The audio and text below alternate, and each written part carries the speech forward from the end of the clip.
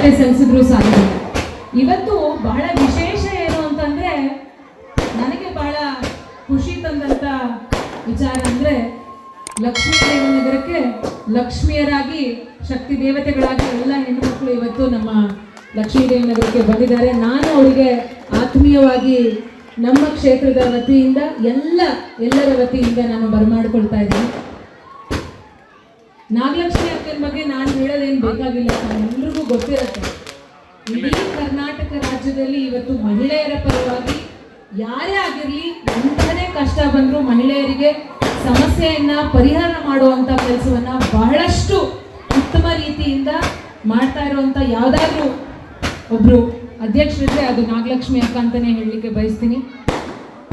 ನನಗೆ ಇವತ್ತು ಸೂಕ್ತ ಆಗಿರೋದು ಯಾಕೆ ಅಂತಂದ್ರೆ, ನಾಗಲಕ್ಷ್ಮಿ ಅಕ್ಕ ನಾನು ಹೇಳಲೇಬೇಕು. ಮೊನ್ನೆ ಅಷ್ಟೇ, ನಾನು ಗೊತ್ತಿಲ್ಲ ಎಷ್ಟು ಜನಕ್ಕೆ ಇಲ್ಲಿ ಗೊತ್ತಿದೆ ಆ ವಿಚಾರ ಮುಟ್ಟಿದೆ ಅಂತ, ಹೆಣ್ಣು ಮಕ್ಕಳಿಗೆ ರಾಜಕಾರಣದ ಹುಚ್ಚಿಡಿದ್ರೆ ತಡೆಯೋಕ್ಕಾಗಲ್ಲ ಅಂತ ಪಾಪ ಇಲ್ಲಿ ಹೇಳಿದ್ರು. ನಾನು ಕೇಳಬೇಕು ಅಂತ ಅನ್ಕೊಂಡಿರೋ ಪ್ರಶ್ನೆ, ಬರೀ ಗಂಡಸರು ಸ್ವತ್ತ, ಅವ್ರ ಪಿತ್ರಾರ್ಜಿತ ಸ್ವತ್ತ ರಾಜಕಾರಣ. ಹೆಣ್ಮಕ್ಳು ಮನೆಯನ್ನ ನೋಡ್ಕೋಬೇಕು, ಹೆಂಡತಿಯಾಗಿ ಮಕ್ಕಳನ್ನ ಸಾಕ್ಬೇಕು, ತಾಯಿಯಾಗಿ ಮಕ್ಕಳನ್ನ ಬೆಳೆಸ್ಬೇಕು, ಸಹೋದರಿಯಾಗಿ ತಮ್ಮ ಸಹೋದರರನ್ನ ನೋಡ್ಕೋಬೇಕು, ಮಗಳಾಗಿ ತಂದೆ ತಾಯಿಯನ್ನ ನೋಡ್ಕೊಳ್ಳೋದಕ್ಕೆ ಎಲ್ಲದಕ್ಕೂ ಸೂಕ್ತ ಇದ್ರೆ ರಾಜಕಾರಣದಲ್ಲಿ ಹೆಣ್ಮಕ್ಳು ಇರಬಾರ್ದು ಅಂತ ಕೆಲ ಪುರುಷರು ಅಭಿಪ್ರಾಯ ಪಡ್ತಾರೆ. ನನಗೆ ಅದಕ್ಕೆ ಇವತ್ತು ಹೆಚ್ಚು ಸಂತೋಷ ಆಗ್ತಾ ಇರೋದು, ಇಷ್ಟೊಂದು ಮಹಿಳೆಯರು ರಾಜಕಾರಣದಲ್ಲಿ ಇವತ್ತು ವೇದಿಕೆ ಮೇಲೆ ಕೂತ್ಕೊಂಡಿದೀವಿ ಅಂತಂದ್ರೆ ಅದು ನನಗೆ ಬಹಳ ಸಂತೋಷ ಆಗುತ್ತೆ. ರಾಜಕಾರಣ ಯಾವ ಪುರುಷರ ಪಿತ್ರಾರ್ಜಿತ ಸ್ವತ್ತು ಅಲ್ಲ. ಎಲ್ಲವ ಕೆಲಸವನ್ನ ಹೆಣ್ಮಕ್ಳು ಮಾಡೋರು ರಾಜಕಾರಣನೂ ಚೆನ್ನಾಗಿ ಮಾಡ್ತಾರೆ. ಹೆಣ್ಮಕ್ಳಿಗೆ MLA ಆಗೋ ಹುಚ್ಚಿದ್ರೆ ಈ ದೇಶದ ಪ್ರಧಾನಿಯಾಗಿ ಇಂದಿರಾ ಗಾಂಧಿ ಅವ್ರು ಮಾಡಿದಂತ ಒಳ್ಳೆ ಕೆಲಸಗಳನ್ನ ಮಾಡ್ತಾರೆ. ಹೆಣ್ಣು ಮಕ್ಕಳಿಗೆ ರಾಜಕಾರಣದ ಹುಚ್ಚಿದ್ರೆ ಈ ದೇಶದಲ್ಲಿ ಹಲವಾರು ರಾಜ್ಯಗಳಲ್ಲಿ ಮುಖ್ಯಮಂತ್ರಿಗಳಾಗಿ ಕೆಲಸವನ್ನ ಮಾಡಿದ್ದಾರೆ. ಇನ್ನು ನಮ್ಮ ಕ್ಷೇತ್ರದ ಏನು ಜನರಿದ್ದಾರೆ ಅವರೆಂತ ಭಾಗ್ಯವಂತರು ಅಂದ್ರೆ,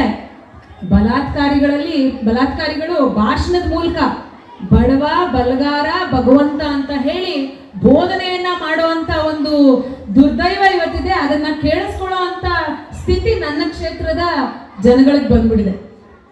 ನಾನು ಹೆಚ್ಚು ಮಾತಾಡೋದಕ್ಕಿಂತ ನೀವು ಯಾರು ಯಾವ ಹೆಣ್ಣು ಮಕ್ಕಳ ಬಗ್ಗೆ ಎಷ್ಟು ಕೀಳು ಭಾವನೆಯನ್ನ ಇಟ್ಕೊಂಡಿದ್ದಾರೆ ಇವತ್ತು ಸಮಾಜದಲ್ಲಿ ಅಂತ ನೀವುಗಳು ಯೋಚನೆ ಮಾಡಬೇಕಾಗತ್ತೆ. ನಾನಿವತ್ತು ರಾಜಕಾರಣದಲ್ಲಿ ಇದ್ದೀನಿ. ನಾನು ಒಂದೇ ಹೇಳಿಕ್ ಬಯಸೋದು, ನಾನು ರಾಜಕಾರಣಕ್ಕೆ ಬಂದಿದ್ದೀನಿ, ಸೇವೆ ಮಾಡಬೇಕು ಅನ್ನೋ ಒಂದೇ ಉದ್ದೇಶದಿಂದ ಬಂದಿದ್ದೀನಿ ಹೊರತು ಬೇರೆ ಯಾವುದೋ ಒಂದು ದುರುದ್ದೇಶದಿಂದ ಬಂದಿಲ್ಲ.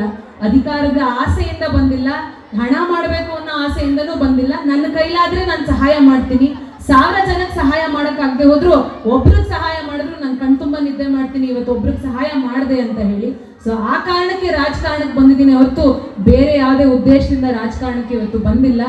ನಾನು ಪ್ರತಿ ಮನೆಗೆ ಇಲ್ಲಿ ಭೇಟಿ ಕೊಟ್ಟಾಗ ಈ ಭಾಗದಲ್ಲಿರ್ಬೋದು, ಇಡೀ ರಾಜರಾಜೇಶ್ವರಿ ನಗರದಲ್ಲಿರ್ಬೋದು ಚುನಾವಣೆಗೆ ಸ್ಪರ್ಧೆ ಮಾಡಿದೆ. ಪ್ರತಿ ಮನೆಗೆ ಹೋದಾಗ್ಲೂ ಕೂಡ ಅಷ್ಟೊಂದು ಆದರದಿಂದ ಸತ್ಕಾರದಿಂದ ನನ್ನನ್ನು ನಡೆಸ್ಕೊಂಡಿದ್ದಾರೆ. ಅಷ್ಟು ಪ್ರೀತಿಯಿಂದ ಈ ಭಾಗದಲ್ಲಿ ಪ್ರತಿ ಮನೆಯಲ್ಲೂ ನಮ್ಮ ಮನೆ ಮಗಳೇ ಬಂದಿದ್ದಾಳೇನೋ ಅಂತ ಹೇಳಿ ಅಷ್ಟು ಆದರದಿಂದ ನಡೆಸ್ಕೊಂಡಿದ್ದೀರಿ.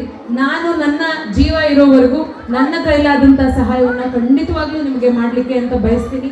ನಿಮ್ಮ ಆಶೀರ್ವಾದ ಈ ನಿಮ್ಮ ಹೆಣ್ಣು ಮಕ್ಕಳ ಮೇಲೆ, ಎಲ್ಲ ಹೆಣ್ಣು ಮಕ್ಕಳ ಮೇಲೂ ಇರಲಿ. ಯಾಕಂದ್ರೆ ಬಹಳ ಕಷ್ಟ ಇದೆ ಇವತ್ತು. ಯಾವುದೇ ಕ್ಷೇತ್ರದಲ್ಲಿ ಹೆಣ್ಮಕ್ಳು ಹೋದ್ರೆ ಒಂದು ರಾಜಕಾರಣಕ್ಕೆ ಬಂದಿದ ತಕ್ಷಣ ಯಾವ್ಯಾವ ರೀತಿ ನಮ್ಮನ್ನ ಕುಗ್ಗಿಸ್ಬೇಕು ಅಂತ ತೀರ್ಮಾನ ಮಾಡಿದ್ದಾರೆ ಅಂತ ನಿಮ್ಗೆ ಗೊತ್ತಿಲ್ಲ. ಇವತ್ತು ಈ ಕಾರ್ಯಕ್ರಮಗಳಲ್ಲಿ ಕರೆಂಟ್ ತೆಗ್ಸೋದು, ನಾವ್ ಯಾವ ಕಾರ್ಯಕ್ರಮಕ್ಕೆ ಹೋಗ್ತೀವೋ ಕರೆಂಟ್ ಆಫ್ ಮಾಡಿಸ್ಬಿಡೋದು, ಸ್ಪೀಕರ್ ಆಫ್ ಮಾಡಿಸ್ಬಿಡೋದು. ಸೊ ಈ ಕೆಲಸಗಳನ್ನು ಕೂಡ ಮಾಡ್ತಿದ್ದಾರೆ. ಅದೆಲ್ಲವನ್ನೂ ದಿಟ್ಟವಾಗಿ ಎದುರಿಸ್ಕೊಂಡು ನಾವು ರಾಜಕಾರಣದಲ್ಲಿ ಇದ್ದೀವಿ. ಇವತ್ತೂ ಇದ್ದೀನಿ, ನಾಳೆನೂ ಇರ್ತೀನಿ, ನಾಡಕ್ಕೂ ಇರ್ತೀನಿ, ಮುಂದೆನೂ ಕೂಡ ಇರ್ತೀನಿ. ನೀವು ನನ್ನನ್ನೇ ಎದುರಿಸ್ಬೇಕು ಅಂತ ನಾನು ಈ ಮೂಲಕ ನಮಗೆ ಹೇಳಕ್ಕೆ ಬಯಸ್ತಾ, ನನ್ನನ್ನ ಈ ಕಾರ್ಯಕ್ರಮಕ್ಕೆ ಕರೆದು ಬಹಳಷ್ಟು ಆಧಾರದ ಸತ್ಕಾರದಿಂದ ಸ್ಕಂದ ಗೆಳೆಯರ ಬಳಗ ಎಲ್ಲರೂ ಕೂಡ ನಡೆಸ್ಕೊಂಡಿದ್ದೀರಿ.